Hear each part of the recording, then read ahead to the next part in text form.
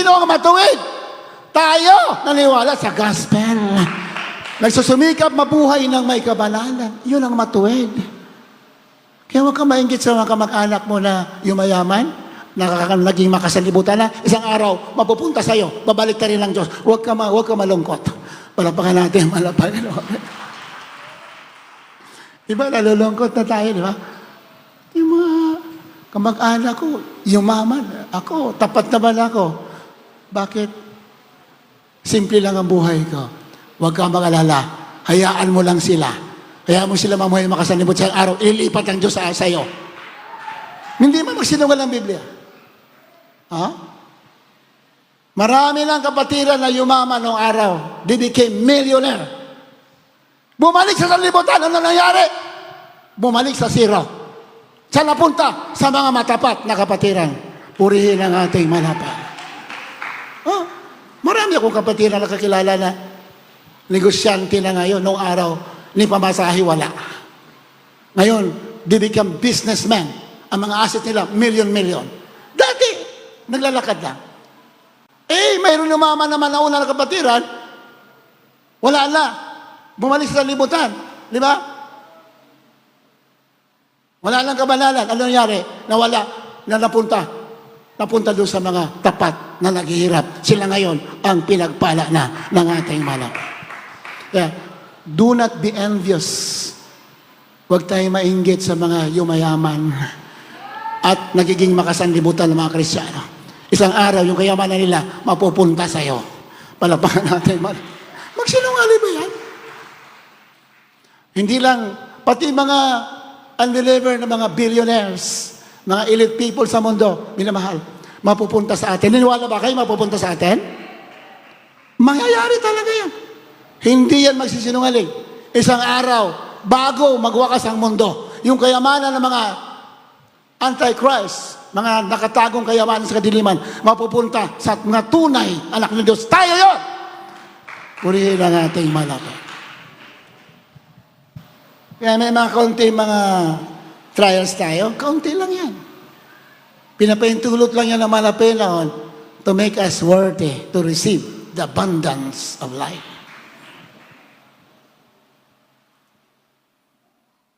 So, nakita natin, si Abraham po ay napakayaman pala. Maraming bakahan. Ayan, naisulat nyo ba, minamahal?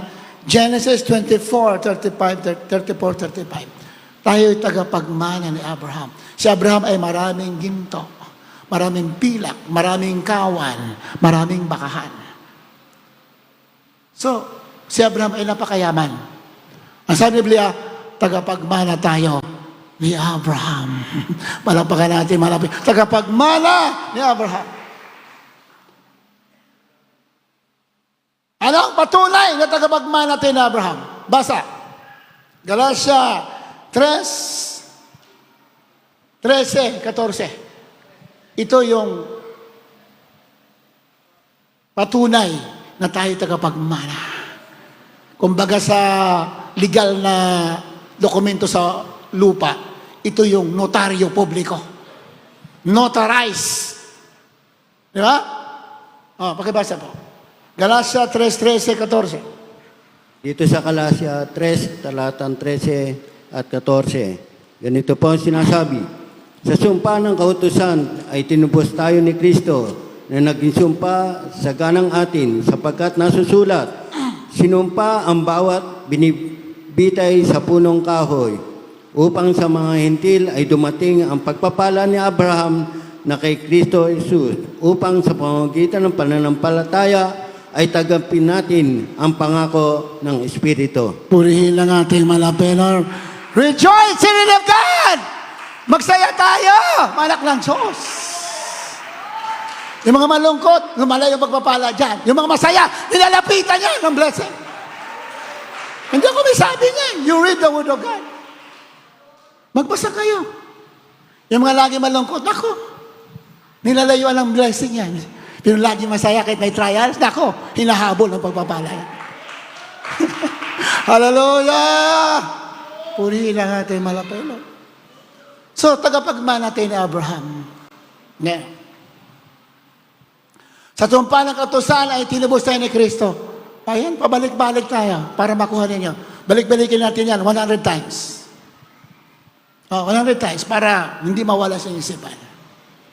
Sabi nga nung nagsusulat, isang psychologist yata yun, kailangan daw, 50 times daw mairinig ng isang average mind. Yung average mind, normal na kaisipan daw. 50 times daw, paano para daw dumikit dun sa kanyang mind. 50 times. Sa atin nila 50 times, 100 times. Para hindi maagaw ng diablo. Amen? Sa sumpa ng katusan, ay tinubos tayo ni Kristo. So, alam na natin ano sumpa ng katusan. Ano ba sumpa ng katusan? Mga kapatid? Tila mo, lagi natin binabanggit. Hindi kalimutan nyo lagi. Ano ang sumpa ng katusan? Kunan yung camera, yung tatayo dyan. Ano ba ang sumpa ng katusan? Natingnan nyo, nakalimutan. Kaya ang karaling ko, kababanggit natin. Sumpa ng katusan. Kahirapan, isa yan sa sumpa ng katusan.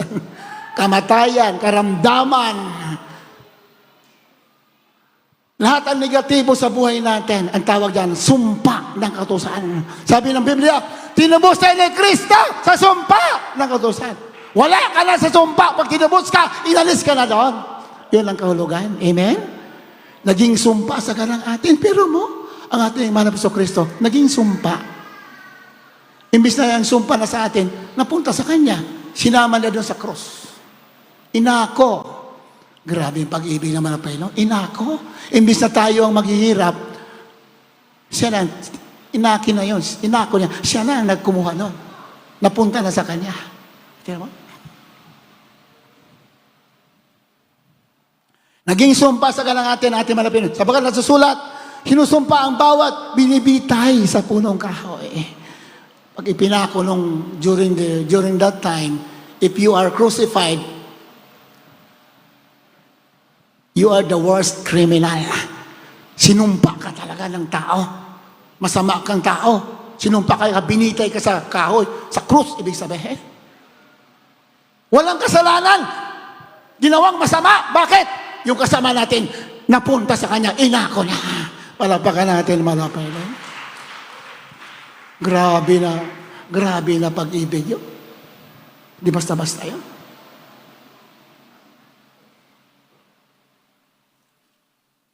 Bakit na ginawa yun? Nung siya pinako, ano nangyari na siya pinako? Anong tumulo sa krus nung siya pinako? Anong tumulo? Ha? Laway daw, sabi ng isa. Hindi laway, dugo. Palapakan natin. Palibasa, inaantok ka, kaya saan mo laway. Yung nakakatulog dyan, yan tumutulog sa'yo, laway. Ang pinako, nung pinako, ang tumulo, banal na dugo! Hallelujah! Praise the Lord! Dugo. Bakit tumulo yung dugo? 14. Upang sa mga hentel ay dumating ang papapala ni Abraham. Palapakan natin. Ganda. Di ba? Kaya sa'yo napako, tumulo yung dugo, pinatay para sa mga hentel. Hentel ba tayo, Hudyo? Ha? Hudyo raw, sabi niya sa Hudyo. Malalaman sa ilong kung Hudyo ka. Kung Pilipino ka o Hudyo, malalaman yan.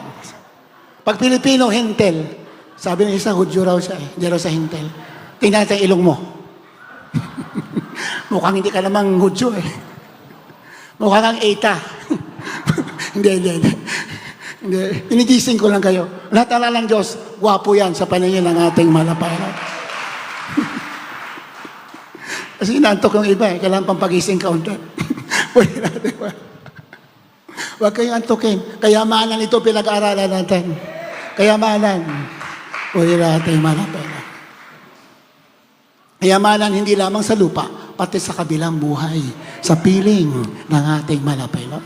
Yan dapat gising na gising tayo. Amen ba, inamahal? Para sa iyo ito. Dahil anak ka ng Diyos, para sa iyo lahat ito. Hallelujah!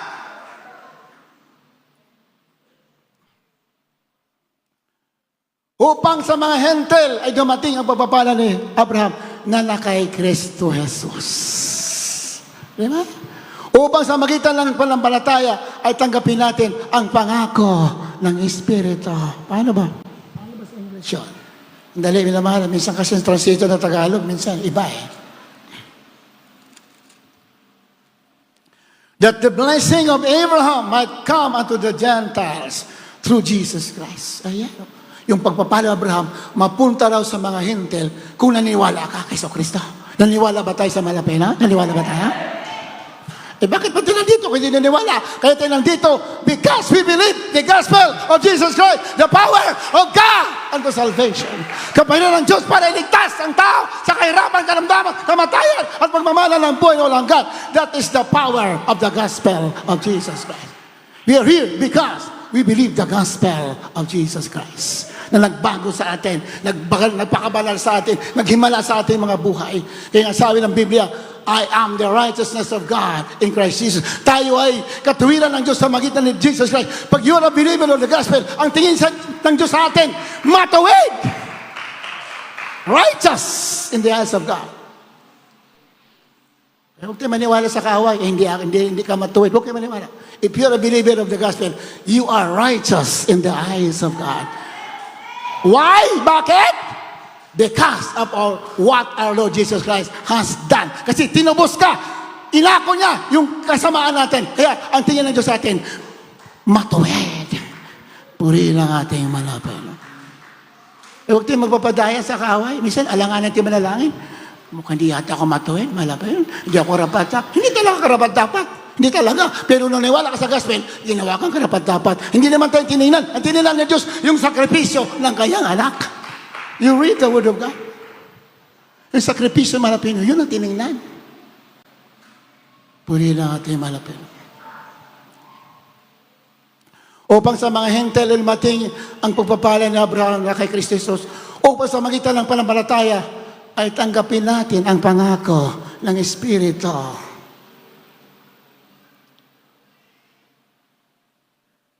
That we might receive the promise of the Spirit through faith. Natanggap naman natin Espiritu? Natanggap pa natin? Pag believer ka, natanggap mo na yan. Whether you feel it or not, if you live the gospel, you already receive the Holy Spirit, the promise of the Holy Spirit. Amen? Yan po ang malinaw sa Banal na Kasulatan. Kaya minamahal, tayo'y tagapagmana na. Nasa atin na. Paano kukunin? Ang daming tatanong sa atin. Well, Fred, paano ba makukuha sinasabi mong pagpapala, Abraham? Biko, gusto mo talaga. Ay, ito lang naman. Simple lang naman. Angkinin mo lang. Sabi dyan, kaya nga, Word of God eh. Kaya nga ang sanda natin, Word of God. Bulay-bulayan ng salita ng, bago natin tuloy yun. Pakibasa. Awit 1:1 Awit 1:1 hanggang 3. Ito para sa mga gusto makakuha ng pagpapala ni Abraham. Pakinggan nyo mabuti. Isulat nyo po yan. Kung maaari, i-memorize nyo. Sa mga gusto makakuha ng pagpapala ni Abraham. Awit 1:2 hanggang 3. Dito sa mga awit 1:1 hanggang 3, ganito po ang sinasabi.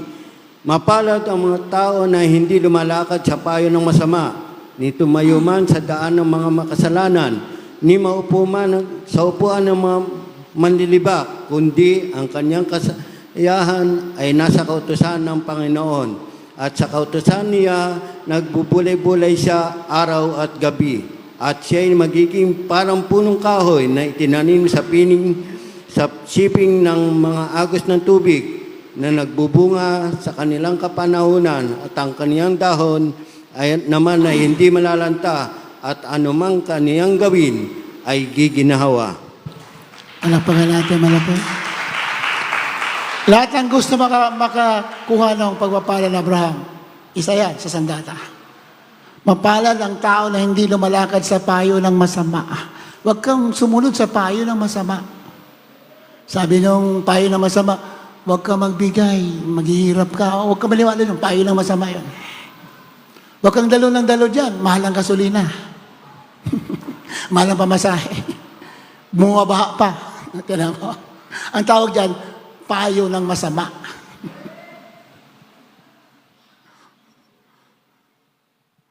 Mapala ng tao na hindi lumalakad sa payo ng masama. Ha?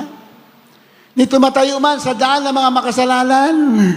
Huwag daw tayo dumaan sa, o dati tumayo. Huwag sabihin, huwag kang tumingin doon. Huwag kang pumunta doon sa gumagawa ng masama.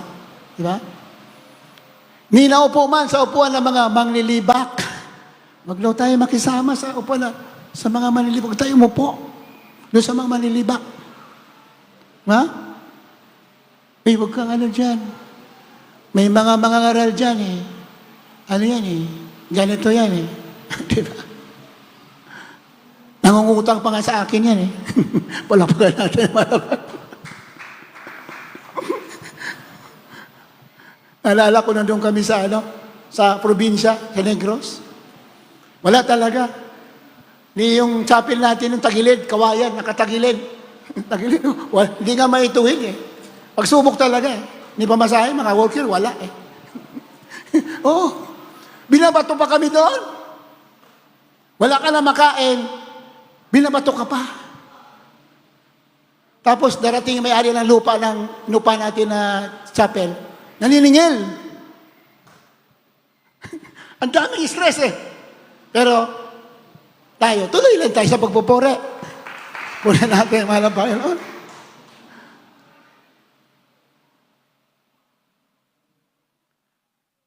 Tawag kami. Tawag kami dito. Paano po ito eh? Yung gawain natin, puputulan ng kuryente. Yung mga trials natin ng araw. Puputulan kami eh. 3 buwan na nila kababayan eh. Sabi ng order natin, there will be light perils in the Lord. Sige, mangutang mo na kayo dyan. Maghanap kayo ng mautangan. Palapakan natin. Hindi masama mangutang, basta magbabayad ka. Palapakan natin, malapayan na amen. Hindi masama. Pero pag pinagpala ka na, hindi ka na mangutang, ikaw na magpapautang. Yan sinabi ng Biblia. Oh. Alam ko ba, bakit may mga Kristiyano na takot utangan? Oh. Hindi masama sa mangutang, lalo na kami. Pag nangutang kami, hindi naman sa sarili, para sa gawain. Hindi masama yun. Malapakan natin, malapayan na. Nalala ko noon, yung trials pa noon, ang church pa natin, dyan pa sa Sabarte, dyan gawain natin, dyan pa nung araw. Kapatiran siguro, wala pang 500 nung araw. Wala pa mga outreach, dyan tayo sa Villarreal nakatira, dyan ang pastoral house, dyan kami nagpupuri. Yung chapel na yan, yun pa lang yun. Una nga, sako lang bubong yan eh. Binabato lang kami yan, lumulusot yung mga bato dyan, lumulusot dyan, magawain linggo. Nakapunta na kayo sa Sabarte ngayon. Ang unang bubong natin dyan, sako lang.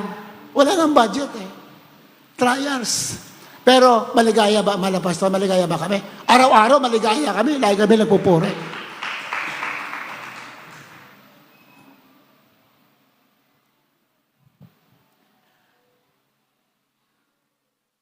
Yung stage natin, simento yan na wrap cement. Hindi maayos sa pagsimento nung palpet. Nakita yung pulpit yan? Ganung araw, yung pa rin yan. Walang carpet yan nung araw. Ngayon mayroon na. Nung araw, simento lang yung narap. Diyan kami natutulog. Wala kami mga bahay nung araw doon. Wala kaming tulugan. Wala kaming kwarto. Aming tulugan sa stage. Oh, ilang taon kami natutulog dyan. May nasib na milyonarya. May-ari ng Aurelio Hotel. Si Mami Aurelio. Naabutan niyo ba? Sino nakaabot kay Mami Aurelio? Taas ng kamay. Ayun, si Brother Pio. Tinan mo buhok, puti na. Naabutan pa niya talaga eh. Malalaman sa buhok eh. Kilala si Mami Aurelio. Malalaman sa buhok eh. Naabutan pa talaga eh. Ano si Brother Pio, nakalala niya? Ayan. Finest choir nung araw. Ngayon, choir pa din. Choir. Pag nagpupuri kami, siya yung choir dito namin, araw-araw. Kasama dyan. Nakarating dito yan, hindi nakakalakad yan. Ilang taon ka na dito, beloved Brother Pio? 1 year na. 1.5 years. Isang taon kalahati na. Yung dumating dito yan, hindi nakakalakad yan. Matindi sakit yan. Pinagpala yan dati.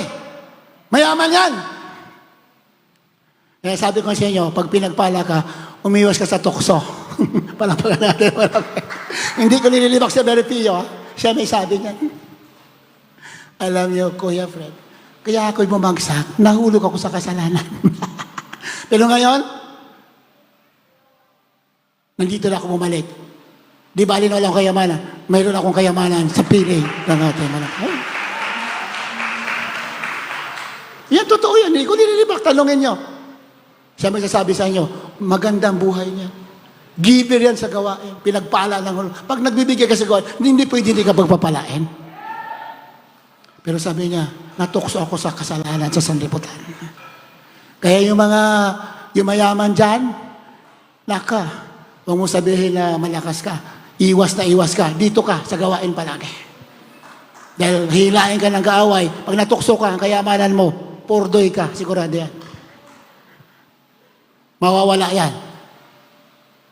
Marami ng ganyan, mawala yan. Kaya, pag yumayaman ka, lalo kang mabait sa Diyos at sa kapwa. Lalo kang masunurin sa ating malapit. Ayan sa Biblia eh. Di ba? Di ba? Kumpiyansa ng iba. Pinagpapaalala ako. Ako yung mayaman na. Malaya na ako gawin ang gusto ko. No. We are the prisoner of Jesus Christ. Sabi ni Pablo, I am the prisoner. Ako'y bilanggo ni Kristo. Sunod-sunod na ako. Anong gusto niya? Hindi pwede sundin aking sarili. Amen? If we are a Christian, the Christians are prisoner of Jesus Christ. Bilanggo. Pag gawin natin gusto natin, mapapahamak tayo. Ganon yan. Brother Pio, Jesus finest na rin ko nung araw yan. Kilala ko yun eh. Magkapareho kami, Jesus finest pa ikaw kami nung araw eh. Hindi ko alam sinong matanda sa amin eh. Siya daw. Ang buti naman, inamin mo kapatid. Buti inamin mo. Hindi yan makakalakad dito. Lumpo yan palating dito. Ngayon, tinan mo yan. Mabilis pa tumakbo sa akin eh. Hallelujah. Jesus Christ, the greatest healer, the greatest provider, the God who answers the prayer of the Christians. Basta matyaga ka, hindi ka mabibigo. Isang araw, itataas ka ng ating mahal na Panginoon. Sa mga sumusuko, makakaproblema ka. Pero sa mga hindi sumusuko, may problema ka man. But you will emerge out your problems. Babangon ka mula sa mga kapagatian at problema. Ayan, mapalad ang tao ni lumalakad sa payo ng masama, ni tumatayo man sa daan ng mga makasalanan, ni naupo man sa upuan ng mga manglilibak. Anong ginagawa niya? Isulat yun naman para makuha ninyo ang pagpapala ni Abraham. Dos. Pagkabilis. Kundi ang kanyang kasayahan ay nasa kautusan ng Panginoon. Ang kasiyahan daw natin, lahat ng gusto makuha ang pagpapala ni Abraham, ang kasiyahan natin, nasa kautusan ng Panginoon. At sa kautusan niya ay nagbubulay siya. Araw at gabi. Nagbubulay! Natandyan mo ba yung pinag-aral natin? Natandyan mo pa yung binanggit natin? Joshua chapter 1 verse 8. Sabi ni Diyos, sabi ni Malapinon, this book of the law shall not depart out of your mouth. Ang aklat na ito ng kutusan, huwag mahiwalayin sa iyong bibig, bulay-balay mo araw at gabi, at maging matagumpay ka, at you will prosper, you become prosperous. Pinagpala ka! Di ba? Ngunit ang sandata para makuha mo, bulay-bulayan mo, araw at gabi. Naalala niyo ba, ibig sabihin ng bulay-bulay? Naalala niyo? Ang bulay-bulay? Meditation sa Biblia, kaiba sa meditation sa sanlibutan. Sa sanlibutan, pag meditation, isip ng isip, wala na may iniisip. Pero sa Biblia, ang meditation ay binibigkas ang salita ng Diyos. The book of the law shall not depart out of your mouth. Huwag may walay sa iyong bibig. Ibig sabihin, ang meditation sa Biblia, nagsasalita. Hallelujah! Praise the Lord! Ano sasalitain natin? Salita ng Diyos. Yung galas sa kanina, sabi mo lang, Malapenon, ikaw ay napako sa krus, nabayubay ka, tinubos mo sa sanlibutan, upang pabala na Abraham ay makuha ko. Malapenon, inaangkin ko ngayon, ako'y tagapagmana ni Abraham. I am the heir of Abraham. Banggitin mo yan 50 times a day. Maliwala kayo.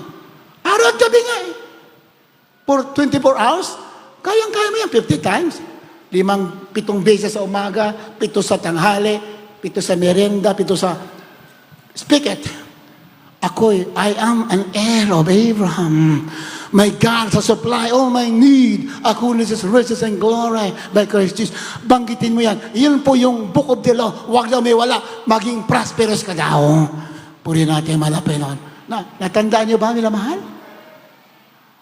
Ang meditation, binabanggit ang salita ng Diyos. Kayo mga nagtatanong, tumatawag.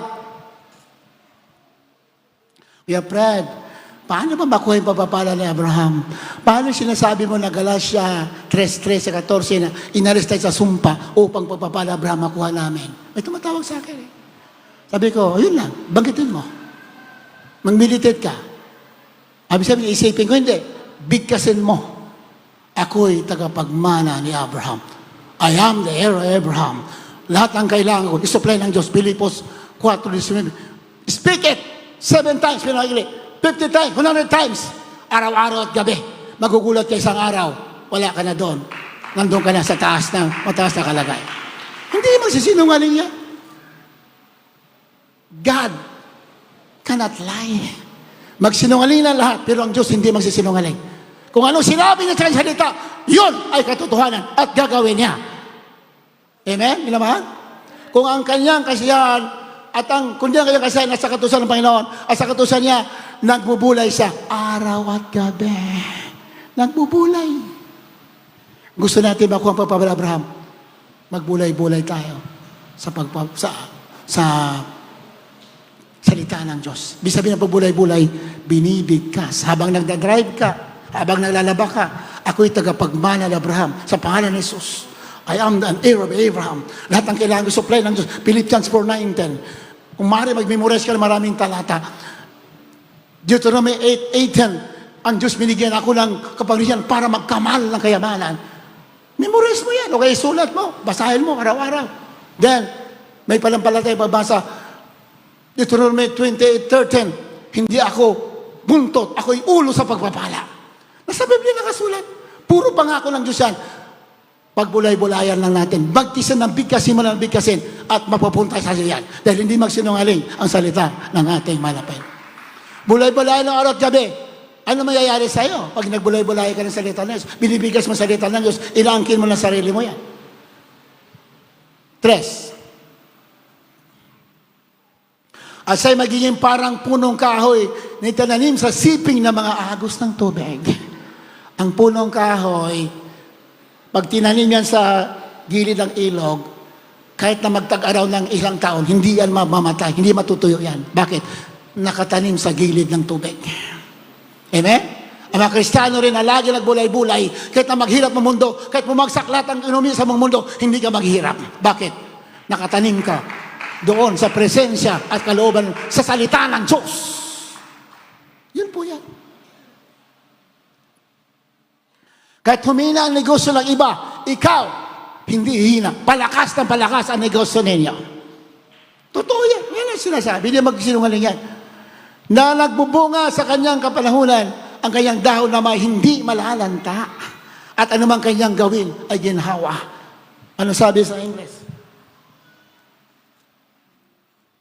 Yung 3. And whatsoever he doeth shall prosper. Ano man ang kayang gagawin ay giginawa, pagpapalain. Ano ang sekreto? Speak the Word of God. Alisin na natin yung meditate. Kasi yung meditate, nababalik tayo sa meaning sa sanlibutan. Pag meditate, isip ng isip. Di ba? Sa Biblia, pag sinabi meditate, hindi natin sabi meditate. Speak the Word of God. Speak the Word of God. Nagkakagulo ang mundo, anong mabanggitin mo? Walang sandata, ginawa ng kamay ng tao, magtagumpay sa akin. Ito ang tama ko bilang lingkod ng Diyos. Yan ang paggamit ng Word of God. Yan ang pag-speak it. Mas marami, mas maganda. Yan po sa Biblia. Kaya nang tanong nga yung kapatiran, Kuya, ang tagal ko lang Kristiyano, pero hanggang ngayon mahirap pa din ako. Nagtatrabaho ka ba? Hindi. Hindi ka pala naghirap, hindi ka pala nagtatrabaho. Paano ka din maghirap? Ayaw mong trabaho. Palapahan natin. Wala ka na ng trabaho, ayaw mo pa Sabi ko, may memorize ka pa ng Word of God. Hindi rin. Nako, malabo ka. Sabihin ko, malabo to. Hindi ka na nagtatrabaho, ayaw mo pa salita ng Diyos. Ano magyayari sa'yo? Sabi niya, gusto ko mag-fasting. Fasting na lang daw siya. Oo, maganda mag-fasting. Kahit araw-araw ako mag-fasting, pero hindi ka naman nagsasalita ng Diyos, kulang din yan. Speak the Word of God. Yan ang sandata sa Biblia na itinago ng kaaway sa atin. Salamat sa Diyos, niyayag na ng ating Panginoon. Sabi niya, mahirap pa din ako. Gano'n na ba katagal wala kang trabaho? 5 taon na. 5 taon na. Alam nga naman, nabuli nga ng trabaho. Hanapin mo! Wala pa nga naman.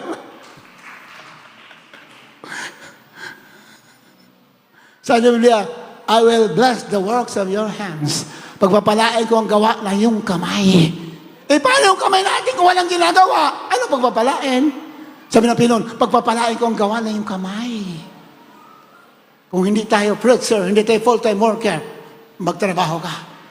Pagpapalain ng Diyos ang gawa ng iyong kamay. Then speak the word. Pag binabanggit ng salita, ang gawin ng Diyos, gagawa sa ng mga opportunity. Marami sa ubuti na nagagawin, ipapalapit sa iyo para magkamal ka ng pagpapala. Yan ang sa Biblia, minamahal. Kaya minamahal, nasa atin na nga lahat eh. We are redeemed from the curse of the law. Tayo'y tinubos na ng dugo na malapit. Tinubos.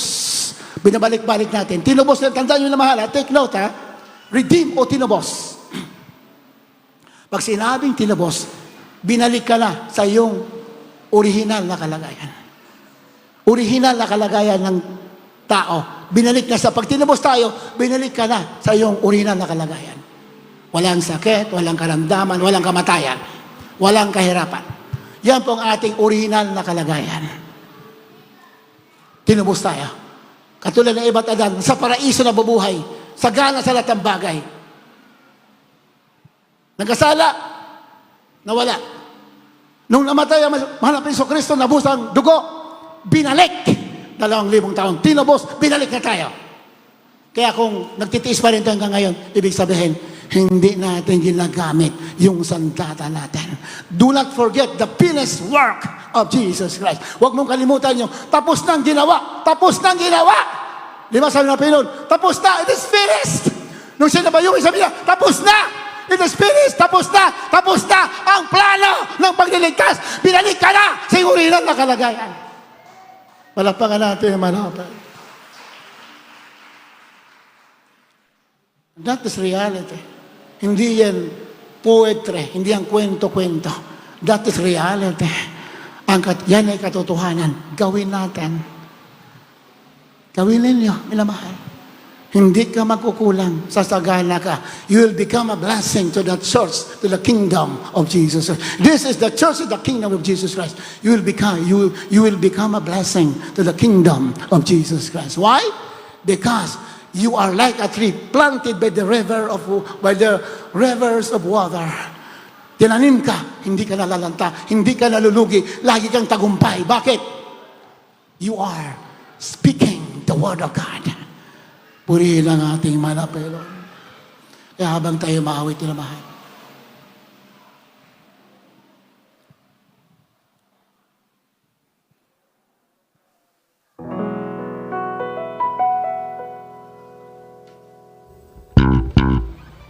Napakabuti ng ating malapayan. Hindi natin kaya pantayan ang kanyang kabutihan. Ang atin na magagawa, ang kinin. Kaya nga, grace biyaya. Pag sinabing grace, unmerited favor. Pagpapala, kabagan, hindi natin pinagtrabahuan. Unmerited favor. Grace is unmerited. Hindi mo pinagpagalan, tinanggap mo. Yan ang ating kalagayan ngayon. Ang ating lamang gagawin na sakripisyo ay, ayan, dalo ka ng dalo, puri ka, magtapat ka, yan lang yan. Konting sakripisyo lang yan. Then, speak the word of God. Habang tayo mawit.